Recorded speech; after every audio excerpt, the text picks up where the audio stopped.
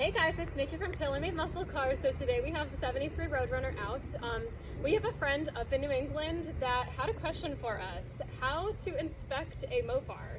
So we're gonna walk you through the key points to look at. We're not so much gonna focus on like the numbers matching sort of thing. We're just going to go into what areas to look at the car, what's good, what's not so good, those sort of things. So Sean's gonna take you through it.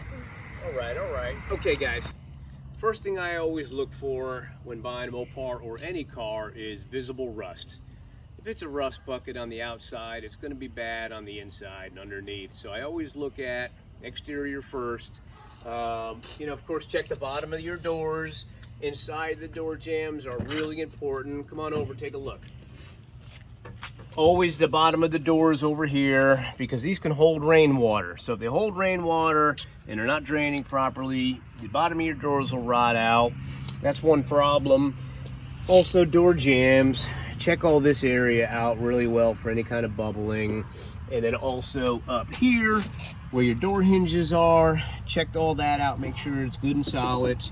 And the bottom of these doors here in the front corners. Check those out really well.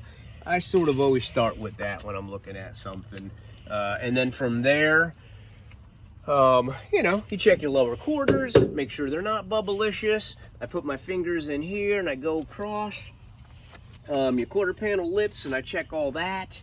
Your lower quarters over here, you want to check those guys. And we're going to also show you some underneath pictures too. The second half of this video, but first, when you're looking at something and you're doing a walk around, you pretty much can see all this stuff and inspect it without a lift or without crawling up underneath it. And then also to your Dutchman panel, a lot of these Mopars like to get rusty around the window trim, front and back. So always check around your window trims and inside the trunk is really important too, and up underneath there. All right guys, so inside the trunk, real important. Before I even look down on the trunk floor or trunk extensions or lower quarters, I'm always checking this trunk lip here, because this is another area that will hold water, and a lot of times it'll get really flaky here. And first spot I'll check. Second spot of the trunk area I'm going to check is around your rubber trunk seal. Make sure your valley is nice and clean and not too far gone. Cleaner the better, of course. And then inside the trunk, your main trunk floor, some of them have a mat. Actually, they came from the factory with a mat. But main trunk floor, I don't like the mats because they hold moisture, actually. And you can see there's a little bit of flakiness on this trunk floor here. And that's really from it holding moisture. This car is 90% original paint. And it's for the most part a survivor body-wise, original interior, but it's got some surface rust that's starting in the trunk. And these here are your trunk extensions, so those are always good to check out. And of course your quarter panels, you can see some stuff in there, fender wells, and underneath. Now back in the day, Chrysler didn't get much paint underneath here, and a lot of times that rusts out from that way through the paint. Grab the camera here and I'm going to see if you can see some of that underneath there.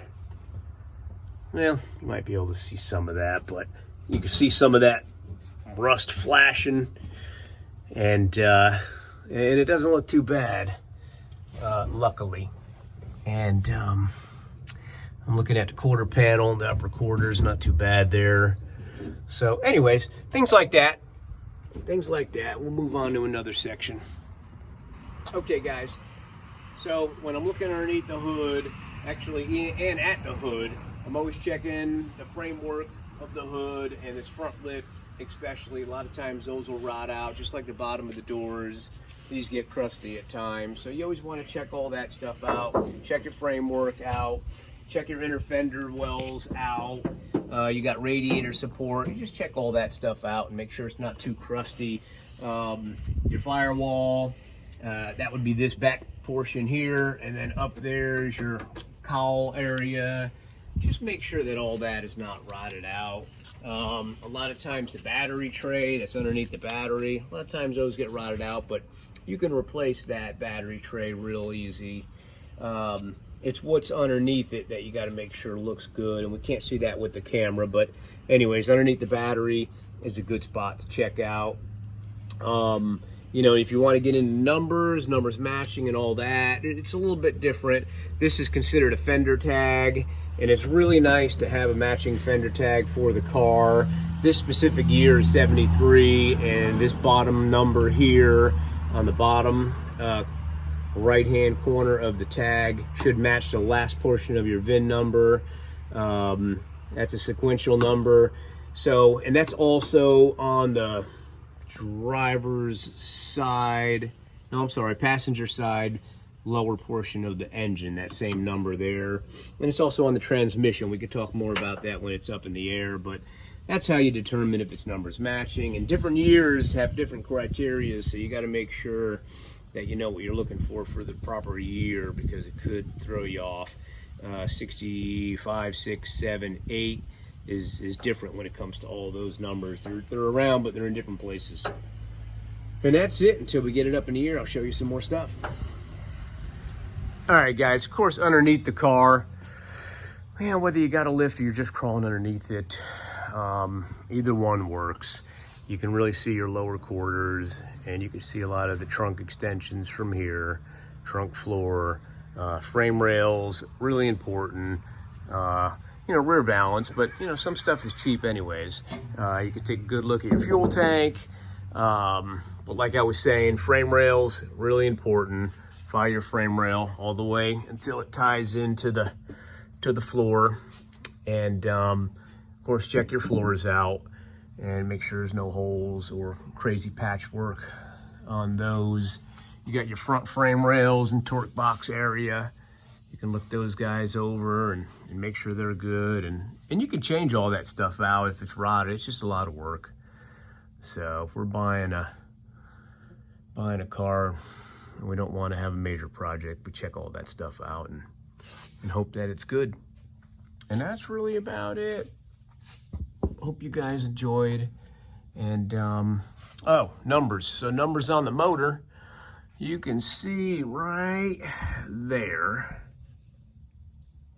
So I'm on the passenger side. There's a little stamp there, a little machined flat spot there. And you can't see it because there's paint there, but underneath that paint would be the last portion of your VIN number. And on some motors, it's the whole entire VIN number.